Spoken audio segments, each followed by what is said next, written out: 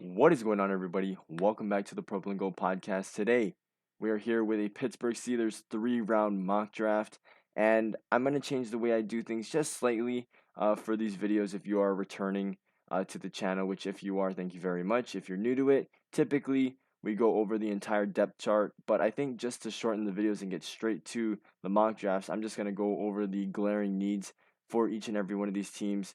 Um, typically you're not going to draft for need, in my opinion. I think best player available is the way to go. But sometimes you need a position very badly because if you go into the season without it, you're going to be in trouble. So it all just depends on what scenarios you're in. But before we get into this thing, consider hitting the subscribe button. We are on the road to 300 subscribers. So thank you guys very much for your support thus far. So let's get straight into this thing. The first one being quarterback. Now, Mitchell Trubisky, I do not believe was brought in to be the long-term solution for the Steelers, and it's pretty obvious that Mason Rudolph and Dwayne Haskins also don't have it in them. So, if we're sitting there at pick 20, we will certainly take a quarterback if the right one is there.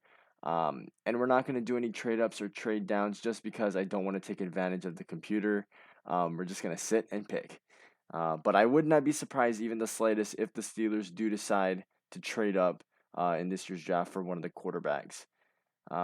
After this, now the offensive line was just atrocious last year. That was one of the biggest issues that this team had. And right now, they did a great job at fixing up the interior of the line. I can tell you as a Vikings fan that Mason Cole was not the starter for our team, but when Garrett Bradbury went down, he actually played better than Bradbury. So Mason Cole was a huge value pickup for them in free agency here. Really like that addition. Wish we would have kept him ourselves. James Daniels, also another huge addition. See him twice a year. As a Vikings fan, watching them play against the Bears. He's super young. I think just 23, 24. So he still has a lot of years left in the tank. And Kevin Dotson is a young, up and coming offensive lineman that the Steelers have brought in on their own. But obviously, the big issues here are left and right tackle. So, I mean, if quarterback's the way we want to go, right, tackle is going to have to be addressed, in the second round. And then we take a look here at our defense. Miles Jack, by the way, I know I said that I wasn't going to talk about, what doesn't need to be worked on, but he is definitely a huge addition to this team. Really looking at the defense as a whole, it's pretty solid until you get to the secondary. Cornerback is definitely another spot that needs to be looked at. And Miles Killebrew, he ain't it. But Justin Lane, Levi Wallace, Akello Witherspoon, Cameron Sutton. I mean, those are all just very average cornerbacks. So if we can get a guy to elevate the secondary. So right now we're looking at this draft and we want to attack quarterback, cornerback, and tackle. So without further ado, let's get straight into this thing. And also, if you watched my previous video, which I hope it's still up, which was my what mock draft video did I do? The New Orleans Saints. I mentioned how the Draft Network, which is the website that we typically use for these mock drafts, was not working.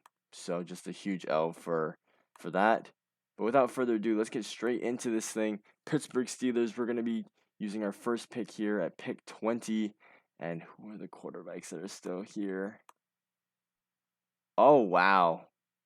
Wow, very interesting. So we still have a very wide selection of quarterbacks to take here.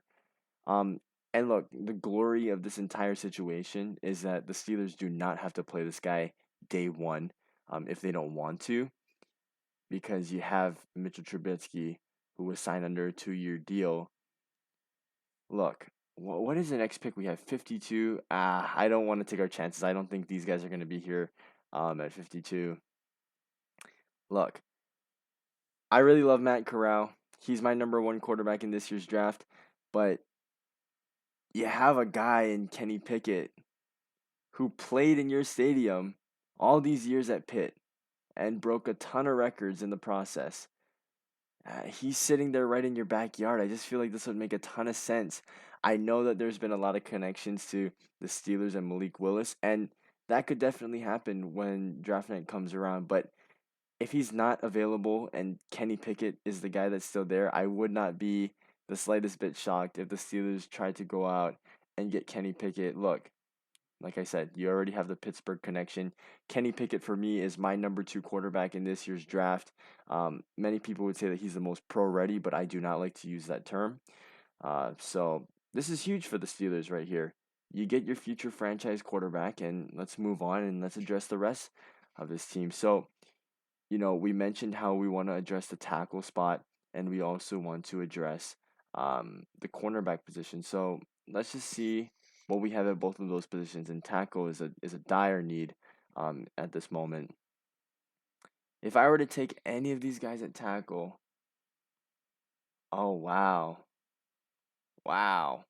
See, this is very interesting because the way that PFF has their rankings, it's different from what I'm typically accustomed to at the Draft Network. So I think Darian Kennard is definitely a guy that I would consider taking right now.